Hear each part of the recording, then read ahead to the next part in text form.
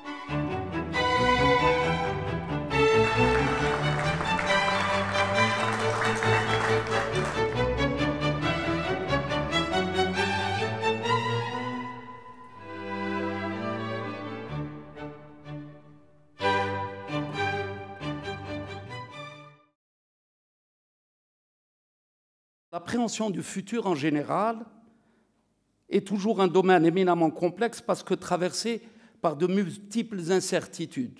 Et ce n'est pas M. Alouja qui va me contredire.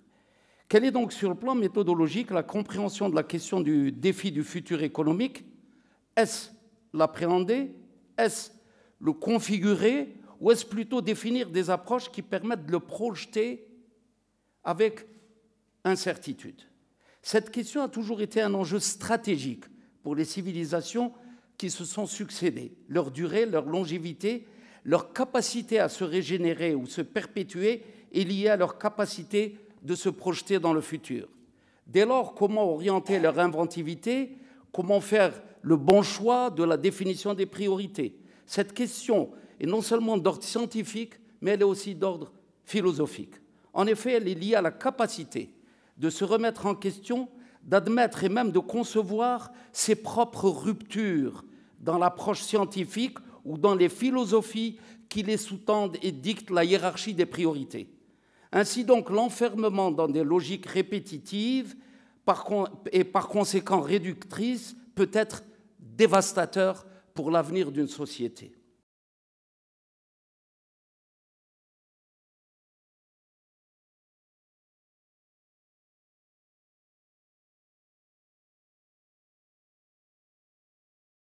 L'Union européenne se caractérise par des facteurs qui érodent l'économie et la stabilité du continent au centre duquel se trouve l'Union européenne.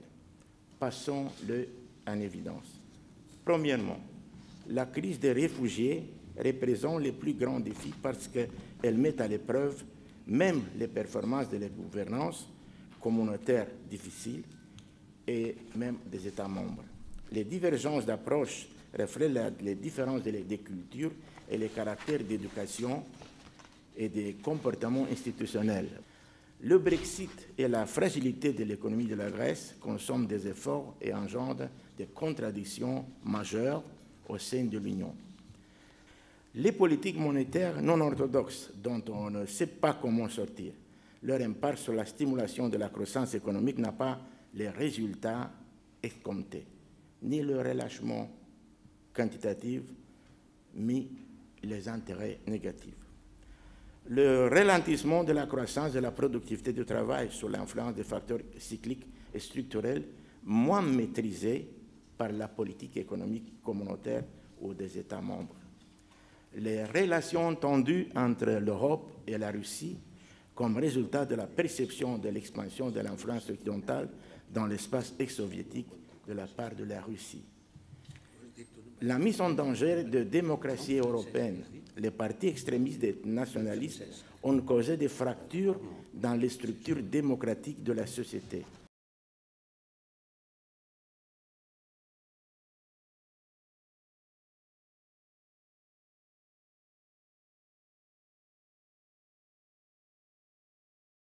The rapid development of information and computer technologies at the beginning of the 21st century, being the result of globalization and climate change, caused the significant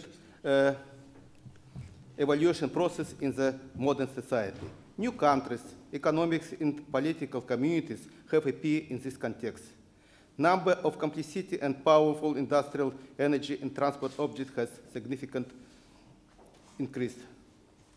The operation of these facilities, together with the natural catastrophe, increased the number of difficulties in predicting in the accident and human factor disaster. This change occurred simultaneously with a short period of time, so academician was not prepared to develop the methodological framework for the adaptation to the new society conditions. This applied to the theory of decision-making, which largely depend on the well-being of individuals, the effectiveness of private companies, and the social institute in general.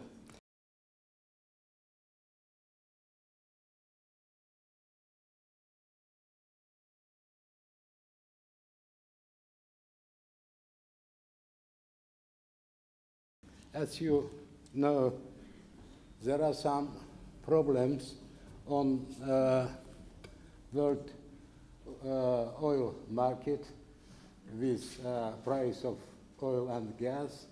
And as you know, my country economy, my country national economy depends from oil production and oil price, and also from gas and gas price. That's why I propose model of forecasting development of national economy. And I'd like to also underline that I am analytic, and for me very difficult to do some speech without presentation. I use very famous models of American geologists, Harvard models. And by using this equation, I forecast oil and gas production in Azerbaijan.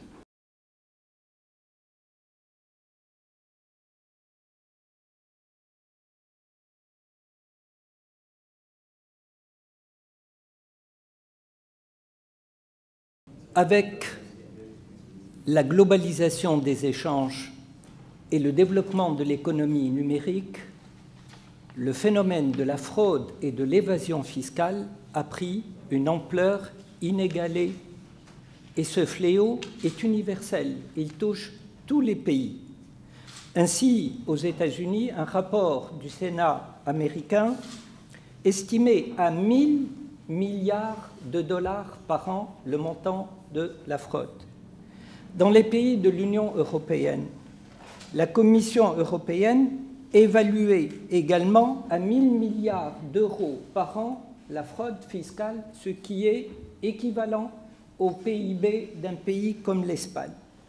Dans les pays en développement, Les estimations du coût de la fraude varient entre 350 milliards de dollars par an selon la Banque mondiale et 800 milliards de dollars selon les ONG.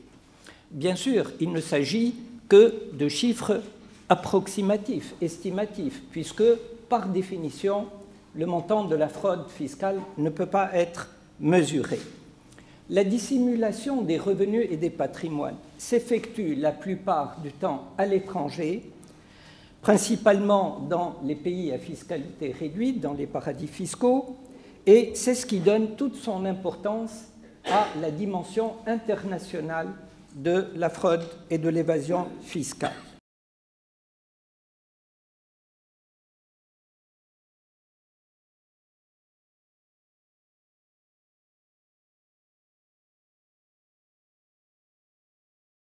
En écoutant mon compatriote et notre très cher ami Laïchoubi et d'autres, je pensais à mon pays.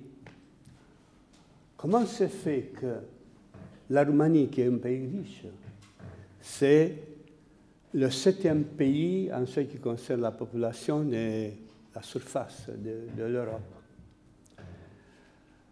Dès que nous sommes entrés dans la communauté européenne, 40% de cette terre a été achetée par les autres.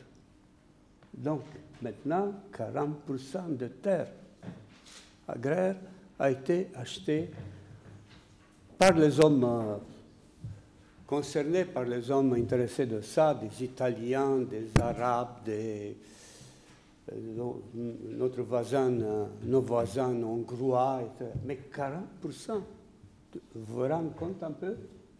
Et la population rurale roumaine, c'est 40%. Donc, ces gens, ils doivent vivre de ça. Une autre chose qui m'inquiète énormément, comment se fait que dans les dernières 5 années, 14 000 de jeunes médecins ont quitté le pays? Il ne faut pas, personne, les hommes politiques, les dirigeants qui sont, personne n'ose de se demander si c'est juste ou non ça.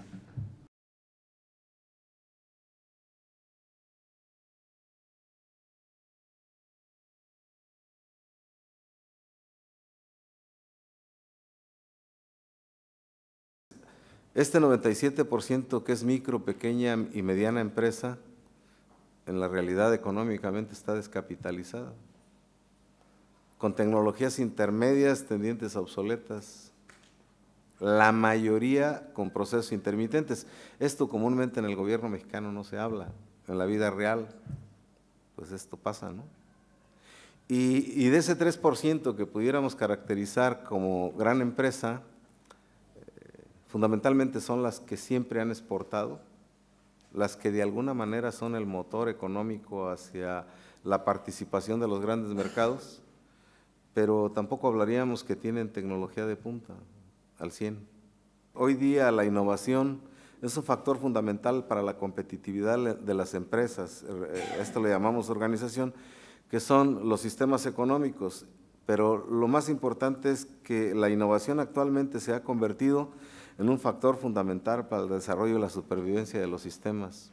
Sin embargo, en la empresa nacional, esto no se ha adoptado en general como un esquema cultural desde la perspectiva empresarial. Potenciar la innovación como un esquema cultural para poder realmente hacerlo más competitivo y orientar el desarrollo. En este sentido,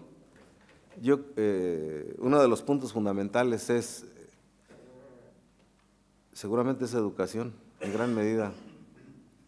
Educación orientada en esa caracterización empresarial, fortalecido con esquemas de calidad tal que permitan orientar e incrementar las tendencias hacia la competitividad y por tanto pues tener excelencia y posicionamiento en los mercados internacionales.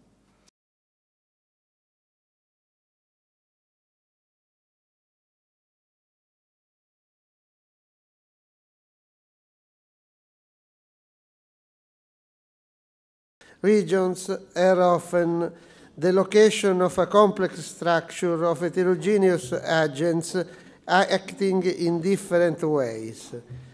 Agents do not actually optimize a common utility function, and they do not share a common endowment of perfect information. Conversely, agents are part of a complex system, and every agents evolve towards unstable equilibria in which they adjust their strategies and their expectation continuously. Strategies and expectation together change the environmental system. Accordingly, the path toward the equilibrium point, or the linear dynamic of growth, is only one of an infinity number of patterns in which the system may evolve. In this situation, even small changes in some variables are able to change the system from one pattern to another. Id est emergent structure. A dynamic like that has three main features: perpetual novelty, equilibrium indeterminacy, expectational indeterminacy, and inductive behavior.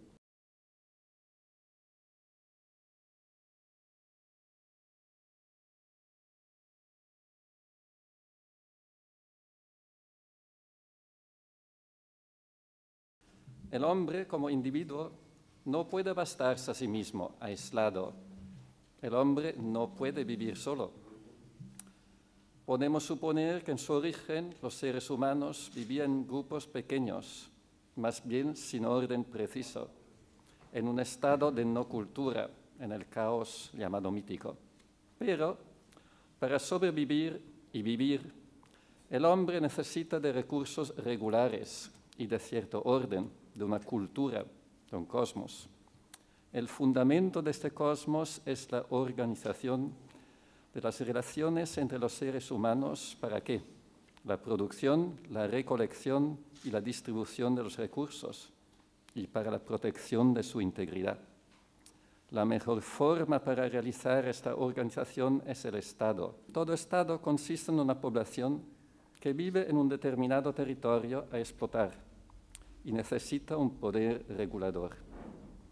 Dada la importancia de la existencia de recursos y de su regulación para la sostenibilidad de la población, en la Edad Media y en la Edad Moderna, las conceptualizaciones y las concretizaciones de los estados focalizan más bien el poder de los gobernantes, desviando la atención de los verdaderos destinatarios de los recursos, es decir, la población.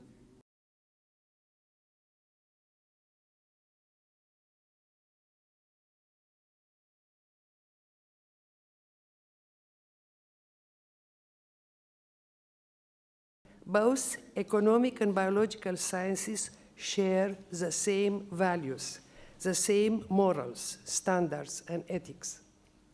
Most important, both have the same ideas and the same ideal to improve the human life. This is the common thing between economics and human biology. Human biology guides economic decisions, and often economics decisions are investment, and investments drive the direction of the sciences. So there is a real close relationship. The direction and the pace of the biology and of the biological sciences and discovery. Time has shown that the economy is a great beneficiary of biological discoveries. Maybe the most important unity and important fact between, and commonality between economics and biology and human biology is that the base of all achievements in both science is Homo sapiens. Not always sapiens, but Homo. However, we should be aware that all the bad, the ugly, and the beautiful achievements of our world are due to individuals, to each and all individuals that are responsible for everything that happens on this planet, everything what happens in Europe, in our countries.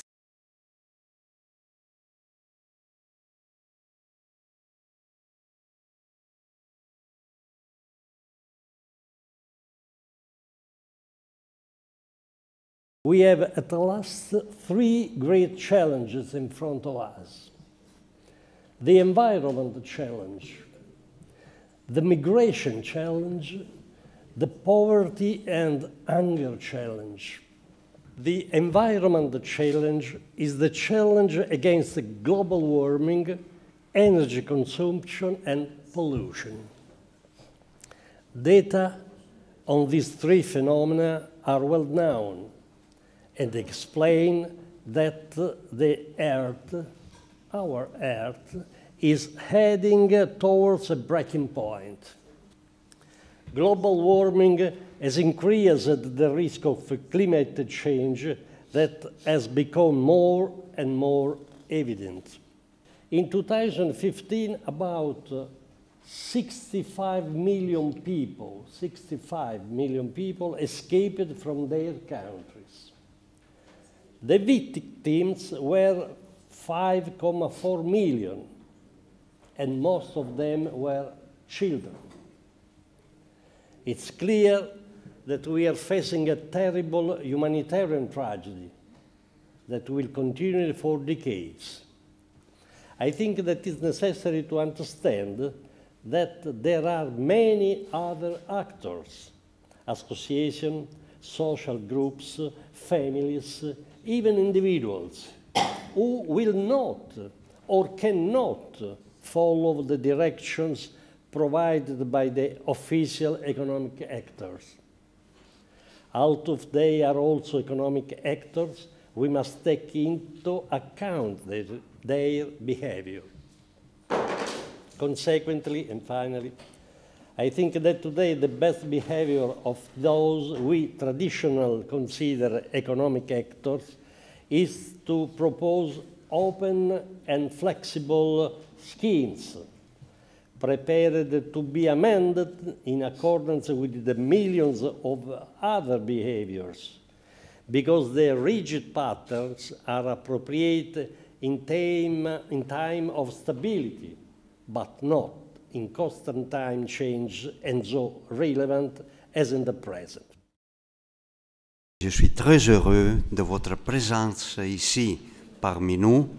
Je crois qu'on a marché encore ensemble un petit bout de notre chemin et j'espère que ce chemin sera si long qu'on pourra arriver à notre bout d'une société plus juste, plus libre et plus solidaire. Merci beaucoup.